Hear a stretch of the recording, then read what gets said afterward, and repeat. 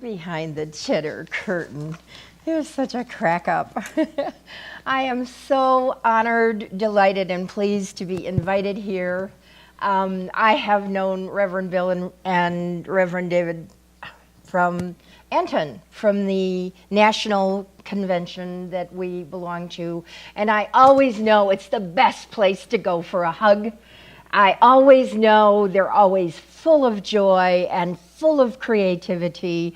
You are so blessed. I don't know if you know how blessed you are, but the skits that they put on are so admired and appreciated. So they are the kings of creativity as far as I'm concerned.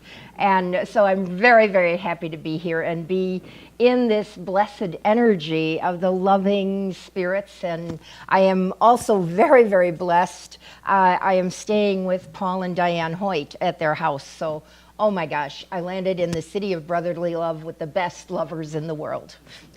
And so I'm so happy to be here, and I'm so happy to bring as much joy as I can possibly bring. It is my intention today to, in some way, Lord bless my tongue, help to inspire, lighten your lives, and give you something that goes, ooh, I can use that. Because I have been studying this material since I was in my 20s, when I was really miserable, really lost, really floundering, just had no clue how to move forward. And I found the book, The Power of Your Subconscious Mind. And that was the very first book that I read, and it was so completely different from the little tight box that I was raised in.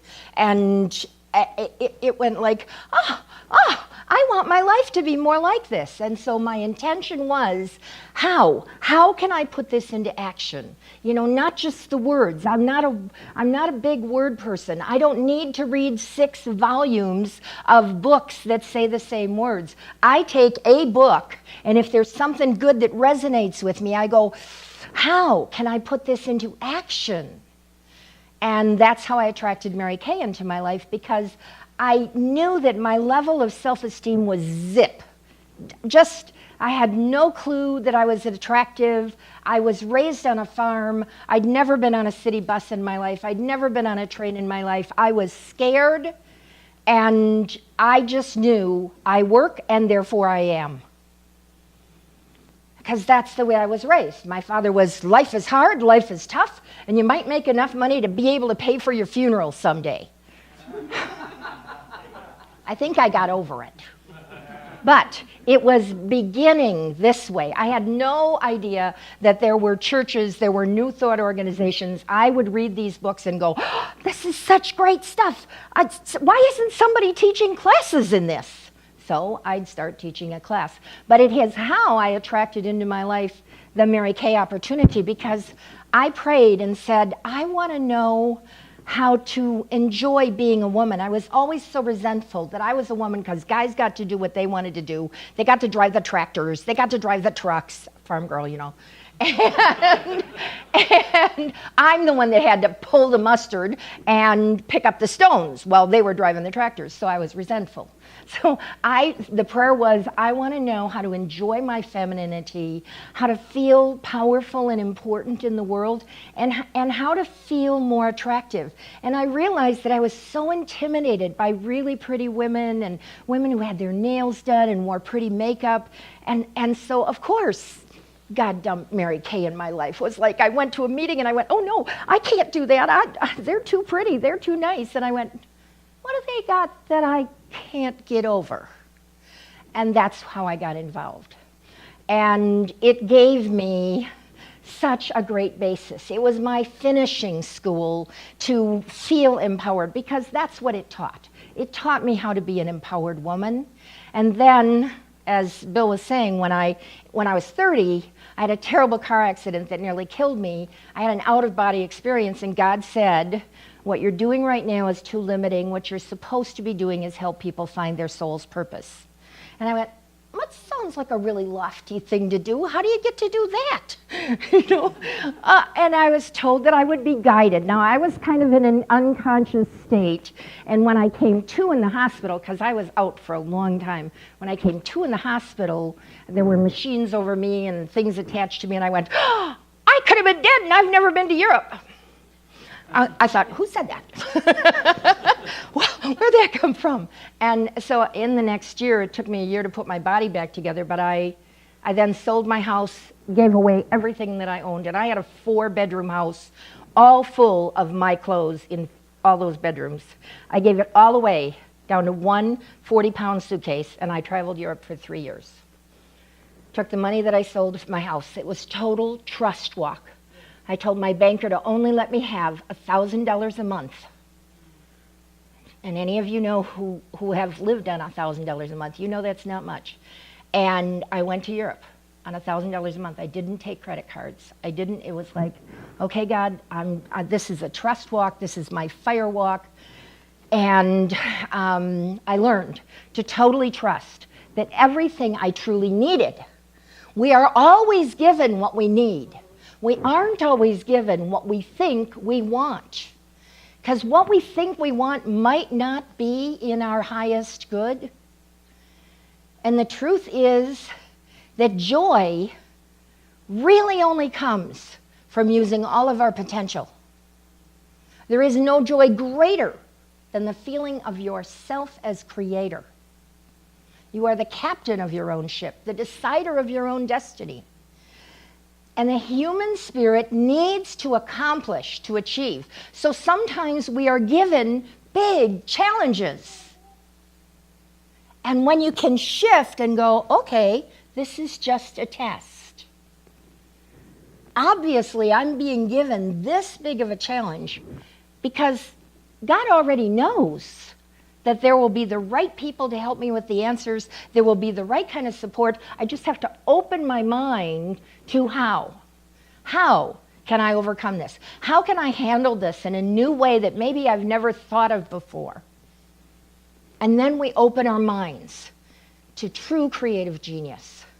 And the right person comes up and offers a suggestion, and we go, oh, okay, maybe I could do that.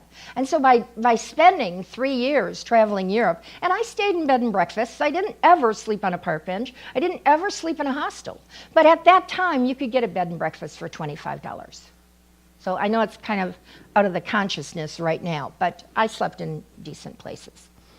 So when you recognize that within ourselves, we become greater and greater, not by how easy our life is, but how we face our obstacles and how we overcome.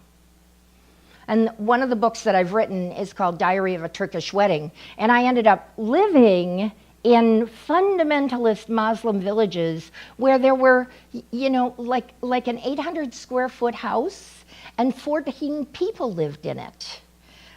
There wasn't always running water. There normally wasn't electricity. There's even pictures out there of some of the places that I stayed in were mud and straw houses. And this was just 10 years ago, because I'm an adventurer. You get it in your blood, you start going, oh, my life's too easy. I think I need some tough life. So I found myself in Turkey going, oh, no. But again, when we overcome, it just brings us so much joy. And it's like getting another master's degree. A master's degree in, oh boy, more joy.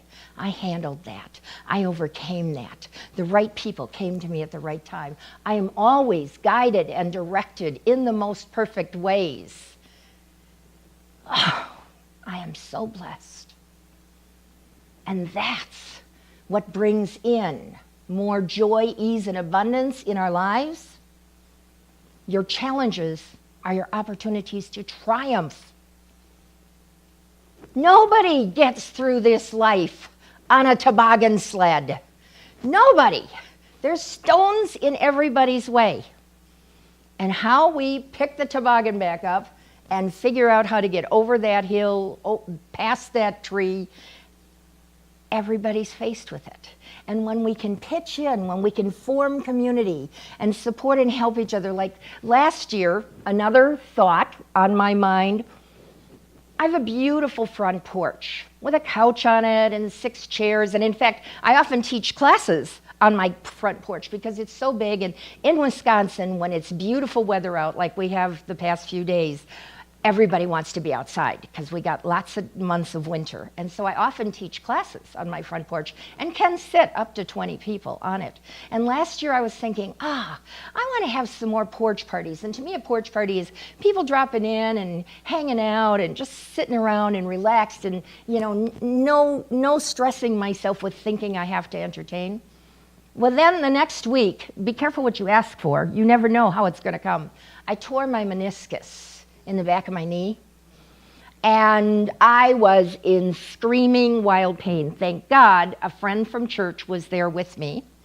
And so for the next 3 weeks, I spent on my front porch. The weather was perfect. It was wonderful. I couldn't go down steps. I couldn't go up steps. I didn't drive my car because the power of my mind is I'm going to heal myself. Now, the truth is, I did go to the hospital, and they did tell me there was a tear in it. It didn't tear all the way through. And so I could have elected to have the operation, or somebody had told me that lemongrass oil, and of course the power of my mind, I'm having a miraculous healing. I'm having a miraculous healing. I'm having a miraculous healing right now. And I went home and took care of myself. And for the next 3 weeks, it was a continuous porch party. People were dropping in, they were bringing me Starbucks, they were calling me, hey, I'm at the Chinese restaurant, would you like some? It was a 3-week porch party. And I said I wanted to have a porch party. Did I really have to do that to my meniscus? It's like, okay, because God knows that I don't slow down and sit down until he knocks the pins out from under me. So I began to see how it was an incredible blessing, and I got exactly what I wanted in a way that I didn't have to contrive anything. I didn't have to invite people over and schedule people. I was there for 3 weeks, and it became such a blessing. So we have to look for the silver lining. We have to look for the blessing in every situation. You go, okay, I see how I attracted this. I see how I brought this to me. Tearing your meniscus is not a fun thing. But the party that ensues is a very fun thing. And on that, because we're talking about being the creator, there are 4 levels of conscious creation. I don't know if you've ever heard this before or not. This man puts it in a pretty boom way, so I'm just going to lay it out. The unconscious person, at this stage, they are not even aware that they are unconscious. They attract negative things into their life at a rapid pace, as if they developed a negative ball of energy rolling down a hill. Oh, wham, this happened, and oh my God, and this happened. You've heard it. Nothing is ever their fault, and they are always looking for somebody else to blame. All right, now, the unhappy thing is a lot of people never make it out of that. All you have to do is watch the Survivor program, watch the housewives in whatever city you want. I don't care how much money they've got. I don't care how many operations they've got. They're still ugly inside. They still have this consciousness. Wham, boo-hoo. And they're out to get somebody. All right, conscious, unconscious. You are aware of your negative thinking and the consequences that it might bring. You might see your negative pattern and have become aware of what it is attracting. You may not like what you're attracting, but you are taking responsibility for it and going, oh, I see what I said that did this. Consciousness. You take deliberate responsibility and decision to make choices, to focus on pure, positive thought on something you want. And you remove all resistance to its arrival. That I know this is coming to me. As Reverend Bill was saying, I know that that baby has turned. I just know it. It's done. And he kept focusing his energy on. Your creation might be something as simple as visualizing the perfect parking place out in front of this building. And like the other night when I arrived at yours, and all of a sudden, boom, somebody pulled out. I parked right in front of their door on the other street. How often does that happen? Perfect. That was my parking angel. And maybe it was yours this morning, I don't know.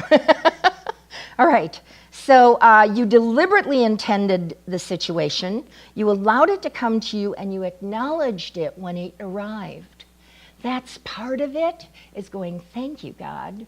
Thank you, angels. Thank you, divine source, for giving me this gift. I asked for it. I take full responsibility for knowing what I needed, asking for it, and it's coming. I thank you for the divine alignment.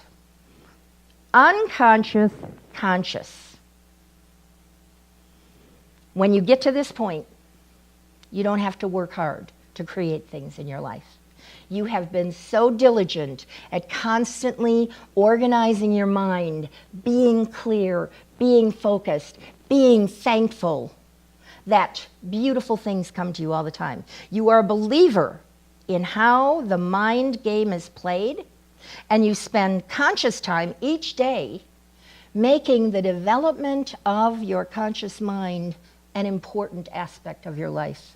Reading positive things, coming to a gathering like this, going to a class in the evening instead of watching mind-numbing TV, getting out of the house and socializing with other people who are on your same wavelength, resonating with people and sharing in the joy of creation and sharing the stories of positive manifestation. That's exciting. You have built a positive ball of energy that continues to roll forward in your favor, and people call you the lucky one. But we know it's not just luck. It is true, positive manifestation. Good things come to me now. My life gets better every day. And when I would read these books and say, how do I put this into action? Well, one of the ways we put it into action is to say, my life gets better every day. Good things come to me now. I always figure out what I need to know to overcome any obstacle. I am divinely guided at every moment of my life, and I am grateful, thankful, and joyful. These are the ways that we put it into action. First, we put it into action in creating it in our mind. Then we put it into action into saying it out loud. And then it becomes an energy force in the world that can't help but to attract good back to us. Do you want to be the one who builds the positive ball of energy? Whose friends say, she always gets what she wants. Yes. And I can show you how. And that's one of the reasons why I decided to continue to teach these classes for years and years. I've been teaching for over 30 years now. It's because my life got so much better than everybody around me that they were jealous. And I was going, no, I'll teach you. I can teach you every single thing that I learned. I want you to be enjoying your life as much as I. And that's when God sent me to the Life Coach Training School. I'd never heard of it before. I was living in London. I said a prayer in the morning and I said, okay, God, I want to know what you want me to do in the world. I want to know how you want me to use all of my gifts and talents, the things that I was naturally, inherently born with, so that it's easy for me and it's joyful for me. I want to know how to do something that will help humanity for the rest of my life, but be easy and joyful for me. And miracles don't happen when you're sitting in your hotel room. So you put it out there, you say it good and strong, and then I got dressed and I went out and I sat down in a restaurant in London. I was all alone in this restaurant, only me. It was 11:30. The maitre d', 5 minutes later, brings in 4 people, sits them next to me. Hey, I'm alone. I only got their conversation to listen to. And they're talking about life coaching, and they're talking about science and mind books, and they're talking about psychocybernetics, and they're talking about Think and Grow Rich, and all books that I had read and loved and shared with a million other people on my way in Mary Kay. I was always sharing this kind of information with people that I was training. And I said, I was vibrating. I was just vibrating with energy from what I heard them talking about. And I said, I have to talk to you people. You're talking my language. I've been looking for light in London for a year. I've been traveling here. Please tell me what you're doing. And they told me about this life coaching program. And of course, it was divine order. And so I trained for 2 years. I came back to the United States. I've been doing it since 1987. And I never get tired of it. It's always thrilling. It's always interesting. Every new person is a brand new project to bring in all kinds of creativity and learn about their business, learn about their life, care. And so that's how you keep it working. You don't need $1 million. All you need is I always have more money than I need, and I always have plenty to share. When you pray to win the lottery, you're actually giving your power away to a money source. True joy only comes from using all of your potential. There is no joy greater than the feeling of yourself as creator. When you make a decision inside yourself, what do I need next? So, sometimes I might say, okay, God, I need a car angel. That's what I need next. Instead of going, oh no, my air conditioning is broken. Oh no, this is awful. And stopping, and somebody says it's $1,500 and somebody else says it's $1,400. And I go, God, I need a car angel. And then I drove up to the gas station or service station at the end of my block, who didn't have an air conditioning repair sign out. And I said, would you take a look at my car? My air conditioning's not working. And he opened the hood and he looked under and he said, oh, your belt's broke, $1,250. Okay? Yeah, so you ask for what you want. You ask for what you need. I didn't ask for $1,500 or $2,000. I asked for a car angel who was honest and told me it was just a broken belt. All right? So I hope I gave you something that inspired you, uplifted you, gave you joy today, and